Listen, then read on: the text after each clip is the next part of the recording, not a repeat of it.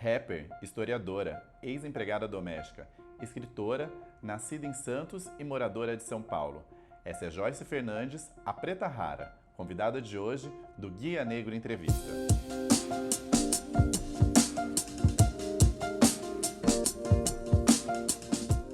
Hoje o Guia Negro Entrevista desembarca aqui no Sindoméstica, o Sindicato das Empregadas Domésticas da Grande São Paulo, para conversar com a Preta Rara. Obrigado, viu? É nóis.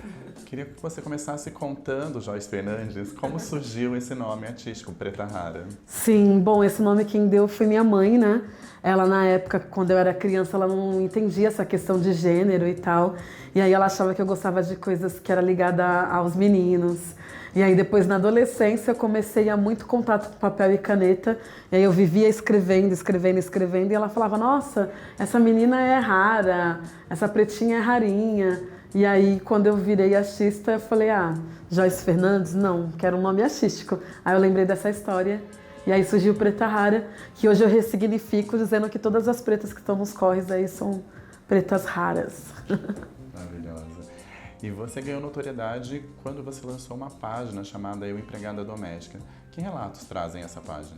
Essa página ela surgiu em 2016 para relatar sobre questão de maus tratos das trabalhadoras domésticas, né?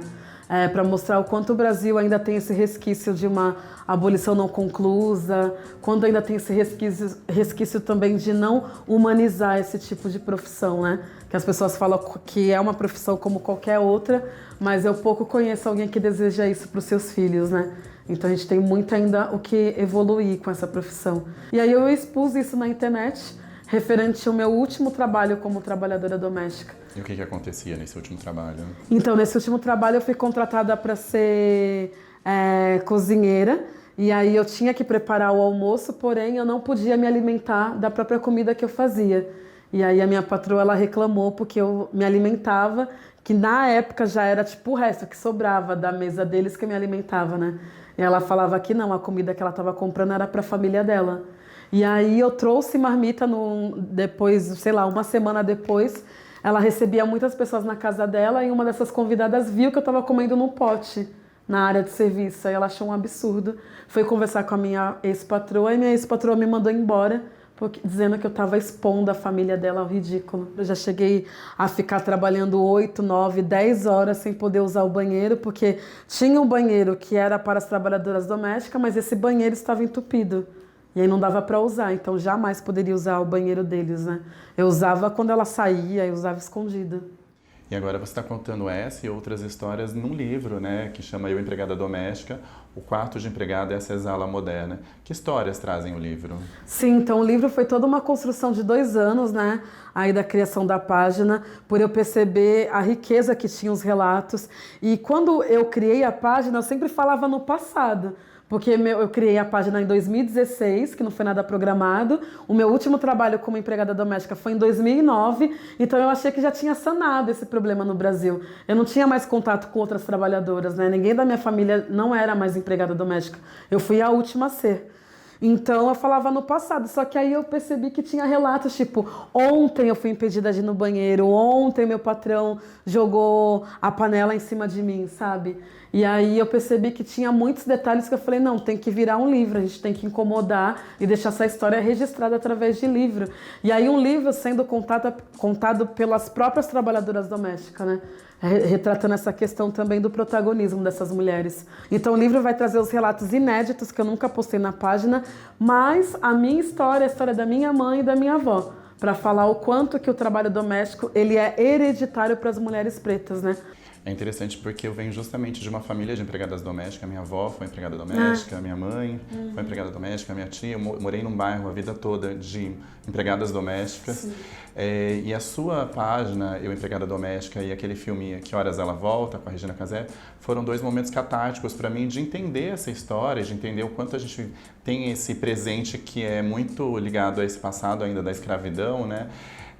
E eu acabei brigando com muitos amigos a partir de algum momento por conta de eles manterem diaristas em condições sem dar direitos trabalhistas, sem dar os direitos que elas precisam. Qual o recado que você teria para dar para quem está assistindo a gente que tem uma diarista em casa e que não paga esses direitos? Sim, é humanizar essa profissão e entender que é uma profissão, sim, como qualquer outra, né?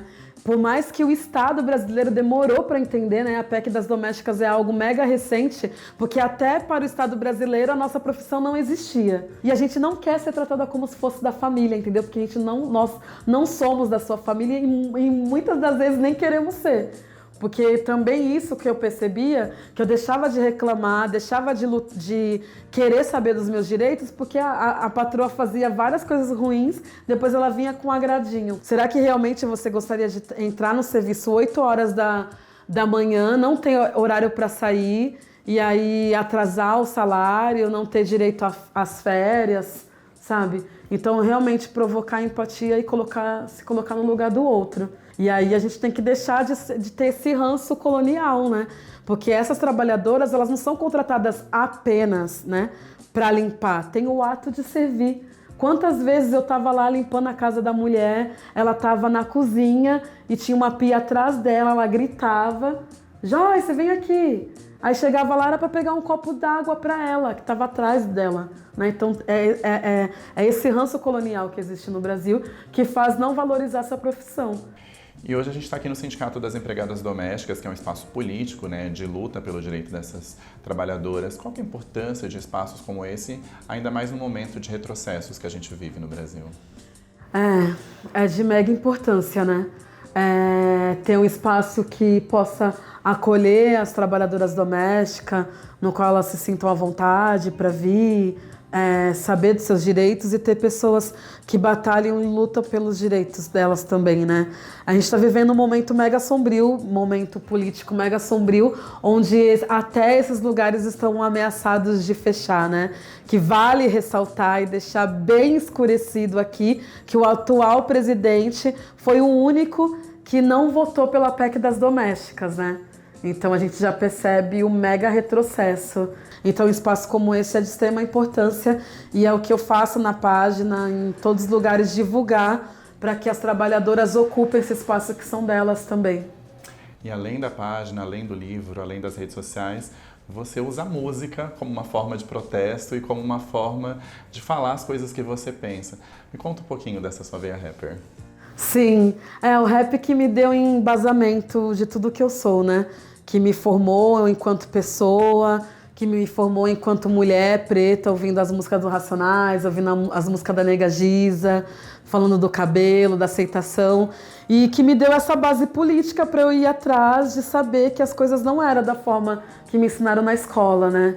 E hoje em dia eu utilizo o rap como uma grande ferramenta pedagógica, através do movimento hip hop que eu fui entender que eu queria ser historiadora, que eu queria ser professora de história, através da música Falsa Abolição que eu escrevi, eu não era historiadora ainda, que eu fui atrás de saber o que era lei do sexagenário, lei do ventre livre, enfim. Então eu utilizo o rap como uma ferramenta pedagógica, porque eu acredito que a música, ela realmente ultrapassa barreiras, né? Aliás, você é uma das 13 rappers brasileiras mais tocadas no mundo, né? Isso daí eu fiquei assustada. Gente, meu disco tá bombando no Japão. Eu falei, mas como assim? Saiu uma lista, fiquei mega feliz. Eu saí nessa lista das 13 rappers mais ouvidas no mundo. Aí meu disco tá tocando no Japão, nos Estados Unidos, em Paris e no Irã. Seu próximo single chama Cabelo Bom, que você pretende lançar um clipe até o final do ano. Sim. O que traz essa letra? Então, Cabelo Bom foi uma onda das pessoas encher o saco, né, velho? Toda hora querendo tocar no nosso cabelo. Mulher preta pode ser careca, homem preto pode ser careca, pode ter cabelo, pode não ter cabelo. As pessoas querem te tocar, né? Como se o nosso corpo fosse público. E aí foi uma brincadeira, assim, que eu fiquei brisando nisso. E aí saiu essa música que fala sobre a estética capilar, que fala que não adianta tocar no nosso cabelo, porque o nosso cabelo não é touchscreen. Não é tocando que você vai obter as informações que a gente construiu durante anos. E aí é uma autoafirmação de falar que nosso cabelo crespo é um cabelo bom também, né? Porque eu lembro na infância de escutar que meu cabelo era ruim. Aí eu falava, ruim? Como assim ruim? Ruim é o racismo, duro é o chão, Duro é o sistema, meu cabelo é mega maleável, não é revoltado, né? Porque se eu colocar aqui, assim, ele vai ficar. Cabelo revoltado é o liso, que você joga, ele volta. Meu cabelo, ele obedece. Aí é sobre isso que fala a música. Massa. Um dos seus projetos mais interessantes para mim, além do livro, além da página, além da música, é o Ocupação GGG. Massa. Que você leva mulheres gordas para a praia, para usarem biquíni na praia pela primeira vez. Muitas delas usam roupa de banho na praia. Qual que você acha que é a importância desse projeto? Olha, quando nós fizemos a primeira edição, que foi em 2016... foi muito gratificante, assim. No começo foi assustador, porque quando eu criei o evento no Facebook, a gente começou já a receber vários ataques, né? Porque a gente começou a postar foto de mulheres gordas, pesquisava, porque esse evento foi inspirado nas minas lá de Salvador, que fez o Vai Ter Gorda Sim. E aí, como elas já tinham feito, eu perguntei se podia usar as fotos dela como divulgação, para incentivar as meninas, usei. E aí já recebemos um ataque gigantesco, assim, ao ponto de eu ter que pedir pro meu ex-marido e pros amigos dele irem pra ocupação e ficarem, tipo, de touca, assim, né? Tipo, ficarem alerta. Os caras falando que ia lá jogar jato de tinta, que ia jogar areia, porque um monte de baleia ia encalhar. Ataque gordofóbicos pesado. E aí, várias mulheres deixaram de ir porque elas viram, acompanhando lá no perfil, que elas acabaram ficando com medo. Mas as que foram foi incrível. Tinha menina de 16 anos que era a primeira vez que estava indo na praia e uma senhora de 72 anos que era a primeira vez que estava de maiô na praia, assim, sabe? E foi mega empoderador. A gente falar sobre as nossas angústias, alegrias, enfim. Dividir experiências e no final virou um grande ensaio fotográfico. E uma entrevista que eu fiz contigo para o site do Afropunk, você me falou que você tem vários projetos, também como uma forma de se blindar de uma coisa, de um fantasma que é o quarto da empregada. Você fala que se tudo der errado, você sabe que o quarto da empregada está te esperando como uma saída. Como que você lida com esses fantasmas? É um fantasma bem real na vida das mulheres pretas, né? Por mais que a gente estuda, eu percebo que o racismo é algo existente, né? Então, mesmo eu, enquanto artista independente, se eu quiser tirar férias, eu posso tirar. Vou arcar com as consequências, mas posso tirar. Só que do racismo a gente não consegue tirar férias, Ele trabalha os 365 dias do ano. O meu maior medo é que se meus projetos não der certo, será que eu vou conseguir ainda dar aula numa escola? Por conta da minha imagem. Eu lembro da dificuldade que foi para eu conseguir ingressar lá na escola. Depois de uma conversinha assim, eu já estava dando uma aula, uma conversinha qualquer na sala dos professores, surgiu o lance de, como que você entrou na escola? Aí eu, bestona, fui falar, né? Falei, ai, nossa, nem me avisaram nada, eu tive que fazer uma aula e tal. A galera, como assim? Você teve que preparar uma aula para entrar aqui? Eu falei, sim, vocês não? Eles, não. Aí eu, gente, mas qual é a cor de vocês e qual é a minha cor, né? Mas por isso que eu faço diversas coisas. As pessoas falam, nossa, mas Preta Rara, você faz livro e faz música, e faz oficina de turbante, faz oficina de rima, e faz umas fotos. Eu falei, é a lei da sobrevivência, entendeu? A gente sabe que a gente está num momento político horrível, mas estamos aí vivas, existindo e resistindo e preparando essa retomada do poder, que vai vir das mulheres pretas e trans. Eu queria te perguntar uma dica de um lugar de cultura e história negra que todo mundo deveria conhecer pelo menos uma vez na vida. Mas a resposta o pessoal vai conferir lá no nosso IGTV e no nosso Facebook. E aí eu queria saber para você, Preta Rara, o que é ser um corpo negro no mundo? Uau! Ser um corpo negro no mundo é lembrar sempre que você é um corpo preto no mundo, sabe? Não ser forte o tempo todo, e nem quero mais estar nesse lugar de fortaleza, de que aguenta tudo. Não, eu fracasso, eu preciso de ajuda, eu me sinto sozinha, mesmo no meio da multidão. E aí ser um corpo preto no mundo é isso, existir e resistir. Certo, obrigado pela entrevista.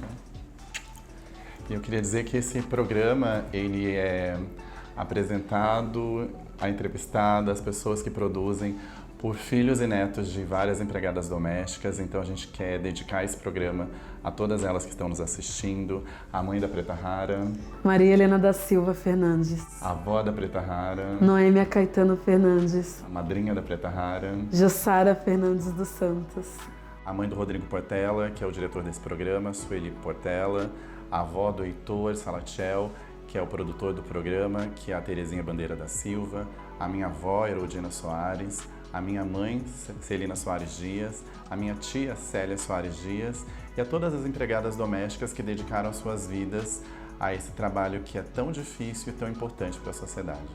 Agradecemos as marcas que apoiam o Guia Negro Entrevista. Este programa foi um oferecimento do artista plástico Shambui Uetu. Eu sou Shambui Uetu, artista plástico da República Democrática do Congo. Eu trabalho com arte, pinta, além disso, trabalho também com performance artística, falando sobre a situação dos negros no mundo e falando sobre a cultura africana. Para conhecer mais sobre o meu trabalho, tem que me acompanhar nas redes sociais. Escreva a miséria e a vida em falsa dos favelados. Eu era revoltada, não acreditava em ninguém. Odiava os políticos e os patrões, porque o meu sonho era escrever e o pobre não pode ter ideal nobre. Eu sabia que ia angariar inimigos, porque ninguém está habituado a esse tipo de literatura. Seja o que Deus quiser, eu escrevi a realidade. Carolina Maria de Jesus. Estou muito curioso para comprar seu livro. Onde que eu encontro? Sim, bom, o livro está no site da letramento.com.br. O livro é Eu, Empregada Doméstica, Senzala Moderna, é o quartinho da empregada. Compre o seu.